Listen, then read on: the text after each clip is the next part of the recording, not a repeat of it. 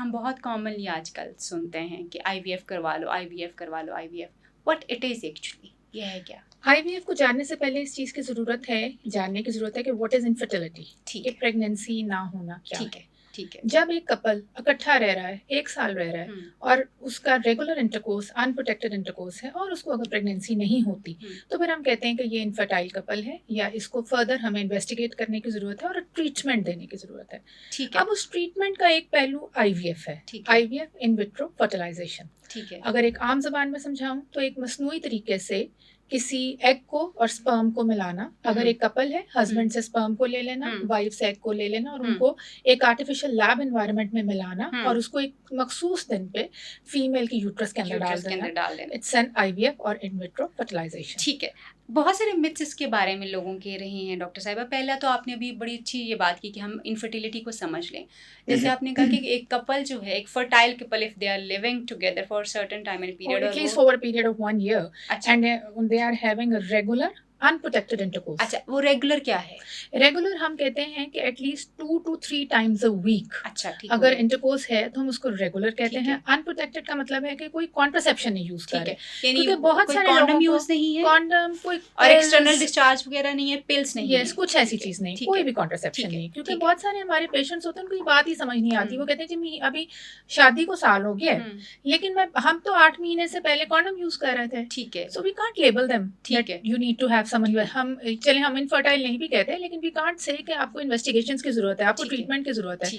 At least اگر ایک healthy Kapil ہے, کوئی نون پرابلم نہیں ہے ان کے اندر, تو ایٹ لیسٹ ان کو 1 سال ویٹ کرنا چاہیے. اور اگر کوئی سرٹن سرکمسٹانسز ہوتے ہیں جن میں ہم جلدی بھی ٹریٹمنٹ یا انویسٹیگیشنز کی طرف چلے جاتے ہیں, بٹ یوزلی ہم چاہتے ہیں کہ کپل 1 سال تک خود سے کوشش کرے. اگر 1 سال میں وہ کنسیو نہ کر سکے تو پھر ہم ان کی certain investigations male as well as female دونوں کی کرائیں, and then we move towards the treatment. ٹھیک ہو گیا. Thank you so much. یعنی اگر کم سے کم فرٹائل کپل, یا پھر جو ہم کہہ رہے ہیں کہ جن کو آئی وی ایف ایڈوائز کیا جائے گا after 1 year of their marriage, اس کا مطلب یہ ہے کہ وہ کم سے کم ہفتے میں 2 سے 3 مرتبہ intercourse without any protection جو ہے وہ کر رہے ہوں گے, تو پھر ہم یہ کہیں گے کہ دے ٹرائیڈ, تو اب ان کو کنسیڈر کر لینا چاہیے کوئی اور آپشن جو ہے. اچھا, اس کے حلال اور حرام ہونے کے بڑے سوالات ہیں, وہ آپ اس کو کیسے, آپ یقینی طور پہ آپ پہ جب کلائنٹس آتے ہوں گے, پیشنٹس آتے ہوں گے, آپ سے پوچھتے ہوں گے کہ ڈاکٹر صاحبہ یہ, کیونکہ میرے پاس جب پیشنٹس آتے ہیں نا تو میں ان کو کہوں گی اتنا سال ہو گیا, why don't you go for I we F, یہ اللہ تعالیٰ نے ایک آپشن آپ کو دیا ہوا, تو آپ اس کے لیے جائیں. تو وہ آگے سے کہیں گے ڈاکٹر صاحب یہ حلال نہیں ہے. تو آف کورس کیونکہ میں تو نہیں ہوں, اتنی اس کا بیک گراؤنڈ نہیں ہے, تو میں صرف ان کو سجیشن دے سکتی ہوں. تو میں آپ سے جاننا چاہوں گی کہ یہ کیا ہے پرسپیکٹیو اس کا. دیکھیں, یہ ویسے تو خیر مجھے اچھا لگتا ہے یہ کہہ رہے ہوئے کہ اگر if I talk about like 5 years 6 years back, تو یہ کانسیپٹ بہت زیادہ تھا کہ آئی وی ایف حلال نہیں ہے, یہ گناہ ہے, اور ایسے اور ایسے, اس کی اجازت نہیں ہے. لیکن اب یہ تھوڑا ٹرینڈ چینج ہو گیا, اب لوگوں کو پتہ چل گیا کہ یہ حلال ہے, یہ ٹھیک ہے.